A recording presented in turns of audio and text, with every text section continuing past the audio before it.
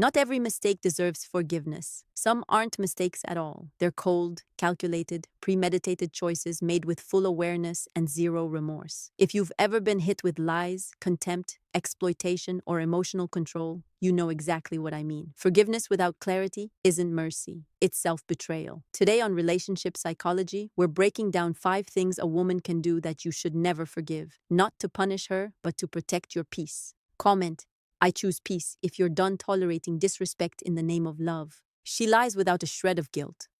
She doesn't flinch when the words leave her mouth because she's done it before and walked away unscathed. Every time you forgive, you teach her that your truth has a price tag and your peace is for sale.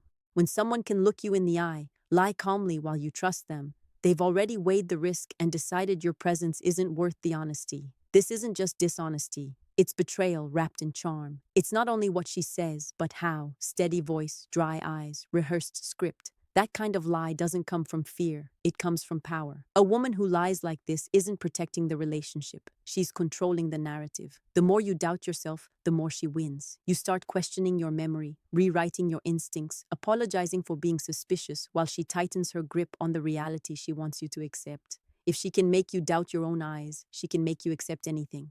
And the more you accept, the easier it gets for her to lie again until truth becomes optional and your voice irrelevant. Eventually, you realize it's no longer about trust. It's about survival and how many betrayals you're willing to swallow just to keep the peace. When you stay after the first lie, you show her pain is the cost of your loyalty, and she'll keep cashing that check until you're emotionally bankrupt. The lie isn't about facts. It's about your self-worth. Every time she gets caught and you stay, she learns your tolerance outweighs your self-respect. You think she'll change, but why would she when there are no consequences? Most people get lost here, believing forgiveness is strength when it's actually the weapon used against them. If you find yourself explaining the obvious, replaying conversations, rereading messages, hunting for the exact moment things flipped, you're already under the spell of deception. Someone who values you won't put you in a position to question your sanity. When you catch a lie and she gets defensive instead of remorseful, she's not sorry for lying. She's sorry she got caught. At that point, it's no misunderstanding. You're dealing with someone who sees manipulation as strategy and emotional confusion as a tool. If you've ever left a conversation more confused than when you entered, ask yourself why and pay attention. Because when someone lies consciously, you're no longer in a relationship built on love. You're in one built on control. You can't love through a lie. You can't reason with deceit. You can't fix someone profiting from your confusion. The longer you stay, the harder it is to see clearly. Your brain starts normalizing dysfunction to shield you from cognitive dissonance. Soon your peace depends on walking on eggshells, your happiness tied to the absence of conflict rather than the presence of truth. That's how emotional decline begins. Not with screams or fights, but with subtle silences, dismissive shrugs, smiles that never reach the eyes. If you're still hoping one more talk, one more chance, one more explanation will fix it, understand this. People don't change when they're comfortable. They change when they lose access. If you keep rewarding lies with your presence, you train someone to believe truth is optional and access to your life doesn't require integrity. So what do? Stop over-explaining. Stop defending your stance. Stop gathering evidence. Instead, observe behavior without emotion and trust patterns over promises. People can lie with words, but they tell the truth through repetition. If someone lies once, owns it with genuine remorse, maybe there's hope. But if they lie again to cover the first, you're not in love. You're in denial. When the time to walk away comes, it won't be easy. Your mind has been stretched to doubt its own clarity. But the moment you reclaim your truth, you reclaim your strength. Walking away from someone who thought lying to you was normal doesn't mean losing love. It means losing manipulation. What you gain is worth far more than the false peace you survived on. You rebuild, not with bitterness, but with boundaries. Not with anger, but with awareness. That's how you heal. Recognizing love isn't supposed to hurt like this. Truth isn't negotiable. And forgiveness isn't a free pass for repeated betrayal. It's a tool to free yourself from pain without reopening the door to the one who caused it. Next time you catch the lie, next time your gut screams something's wrong, don't ignore it. Don't rationalize it. Don't wait for more proof. Truth doesn't always come with evidence, but it always comes with peace. When you finally act on that feeling, not out of revenge, but self-respect, you'll feel an inner strength no apology could ever give. That's when you know you've grown. Not because you let them stay, but because you finally chose to leave. She doesn't respect your boundaries. She crosses them because she knows you'll explain instead of enforce, turn discomfort into dialogue instead of decision. Every time you set a boundary and let it slide without consequence, you teach her your limits are flexible and your values negotiable. It doesn't happen overnight. It starts small. Ignoring your need for space during arguments, turning every disagreement into a spectacle, brushing off your serious tone with jokes, weaponizing your vulnerabilities later as punchlines. When you voice concerns, she smiles. Not because she doesn't get it, but because she gets it too well. If she can emotionally exhaust you, drag you into endless clarifications, she controls the frame. Once she controls the frame, she controls the relationship. In her world, your boundaries become suggestions. Her behavior becomes the norm. This isn't love or misunderstanding, it's dominance. You become the one always adapting, always shrinking, always tiptoeing around moods and reactions that have nothing to do with mutual respect and everything to do with testing her level of control. When you try to enforce boundaries, she flips it. Now you're too sensitive, too rigid, too serious. If you buy that narrative, you start self-censoring, saying less, expecting less, tolerating more, all to maintain a peace that doesn't exist. Peace without respect is just emotional submission. That's how men lose themselves. Not because they don't know their worth, but because they're convinced asserting it is abusive. They trade clarity for compromise and slowly forget what it feels like to be valued instead of tolerated.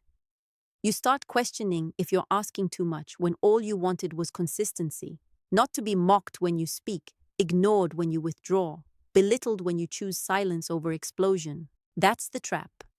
The more you explain your boundaries, the less they matter. Real boundaries aren't explained, they're demonstrated. If someone needs a TED Talk every time you ask for basic decency, they're not confused, they're challenging you.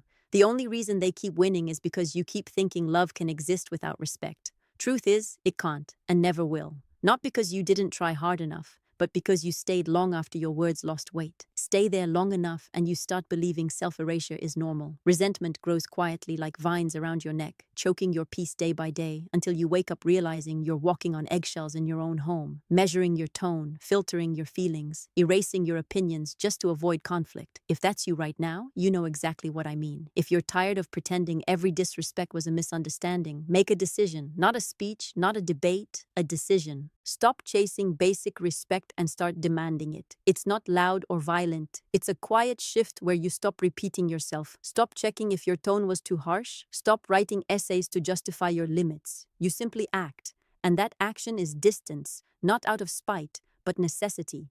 Someone who disrespects you repeatedly after clear explanation doesn't value you. They value the control they get when you keep explaining, hoping, returning. When you finally stop, when you break the cycle, the power dynamic collapses. They either rise to your standards or reveal they never intended to. Either way, you win. You reclaim your time, your voice, your energy. It won't be easy at first. You've been conditioned to confuse disrespect with passion, chaos with connection, resistance with love. But it ends now. True strength isn't in what you can tolerate. It's in how little you tolerate once you know your worth.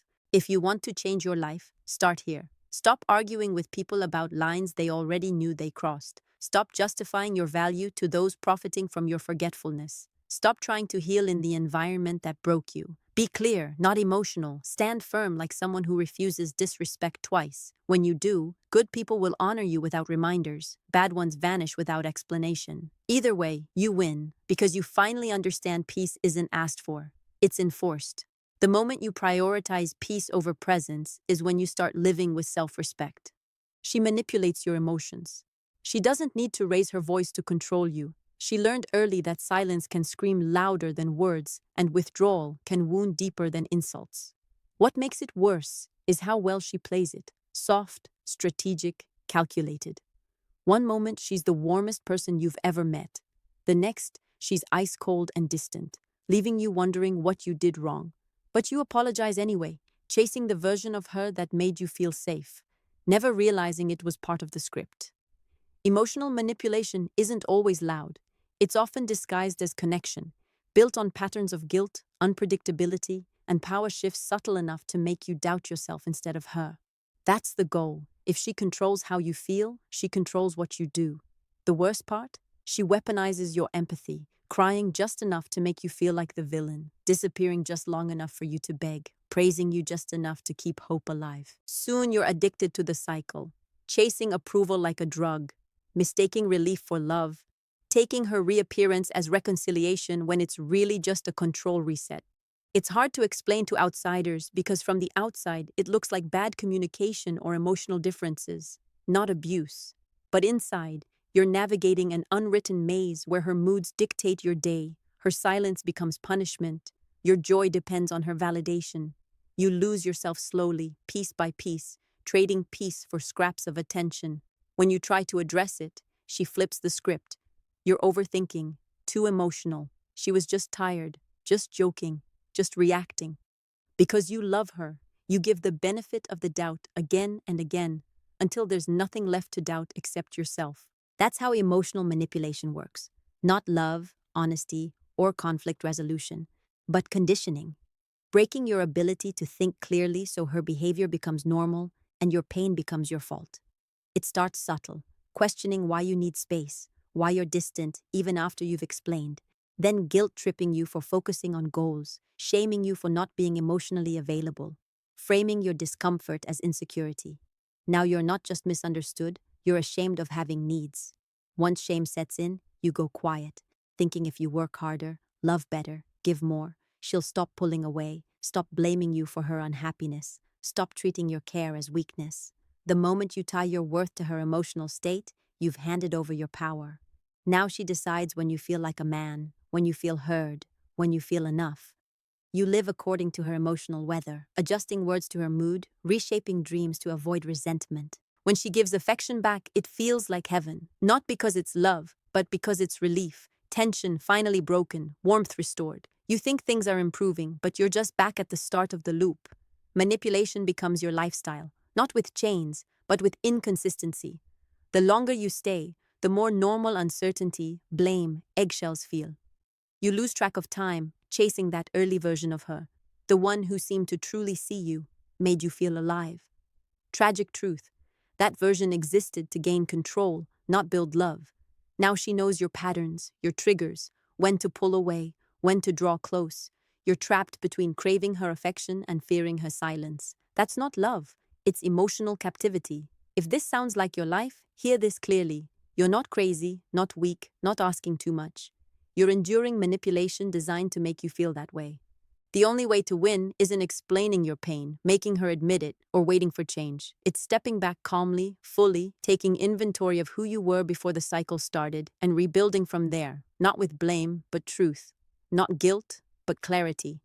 That means no longer justifying red flags because of shared memories, no longer chasing explanations from someone profiting from your confusion, no longer waiting for someone who vanishes when accountability arrives. If you're scared to leave because no one will understand this. Staying in a cycle that erases your identity isn't love. It's slow emotional death. You can't heal in the environment that wounded you. You can't keep returning to someone who uses love as leverage and expects you to earn basic decency through obedience. Reclaiming power starts with emotional discipline. Learning not every silent treatment deserves a reaction. Not every guilt trip deserves an explanation. Not every manipulation deserves another chance. That's how you take yourself back. Not by revenge, not by making them see your worth, but by refusing to let your emotions be someone else's tool.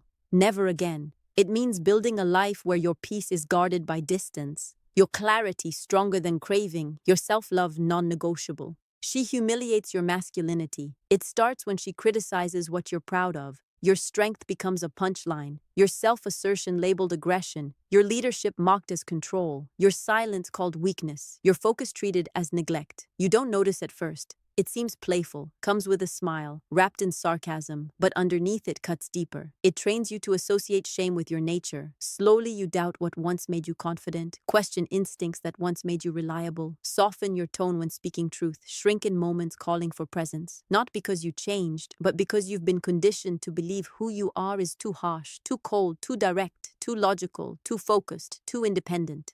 Truth is, it was never about your character. It's about control. When someone can shame you for what roots you, they no longer need to argue. They just make you feel bad for being you. When you start apologizing for being decisive, structured, straightforward, you begin betraying yourself in small ways, saying yes when you mean no, avoiding leadership when called to guide, hiding insight so others don't feel insecure. Soon, self-betrayal becomes your baseline. It's the invisible damage no one talks about.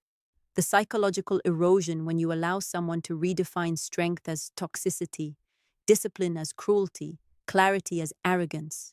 If you've been in a space where every natural instinct is met with suspicion, resistance, sarcasm, or shame, you know exactly how it feels. If you've started dimming your light so someone else feels brighter, you're not evolving, you're erasing yourself. Recognize it before your identity becomes a performance you maintain just to avoid conflict. When she mocks your goals, structure, mindset, she's not challenging you. She's sabotaging you under the guise of honesty. That's the difference between a partner and a critic. One holds you accountable while honoring your essence. The other dismantles your essence until you're unrecognizable to yourself. The longer you stay, the harder it is to see the manipulation. Because you've been trained to believe pleasing others is growth, silence is maturity, acceptance means abandoning instincts. But real connection never asks you to shrink. If someone makes you feel small when you speak with certainty, belittles your ambition, minimizes your dreams, mocks your structure, you're not loved, you're managed. You don't owe anyone an explanation for how you move when your intent is clear. If someone constantly reminds you to be smaller, soften your drive, delay your action, it's because they benefit from your confusion, not your clarity. The more they succeed in making you doubt yourself, the less you lead your life with authority. That's why you draw the line, not by convincing her, not by endless defense, but by being so fully yourself that no opinion can override your vision. That's where stoic discipline becomes essential. Your job isn't changing her mind. It's staying unmoved by emotional tactics meant to shift your center. If someone is constantly unsettled by your presence, truth, firmness, it's not because you're wrong. It's because you remind them of the standard they abandoned. Instead of rising, they want you to lower yours. The moment you do, you lose what made you valuable in the first place. That's why you don't argue, don't plead. You don't explain masculinity to someone who only wants to diminish it. You live it with such quiet strength that anyone trying to control you ends up talking to themselves. If they leave because of it, let them. Anyone who mocks your foundations was never building with you. If you want to break the cycle, start by making peace with being misunderstood. Stop shrinking from discomfort. Stay firm when values are questioned. Refuse to beg for love that only survives if you pretend to be someone else. When you do, you reclaim more than pride. You reclaim your center, and that center is non-negotiable.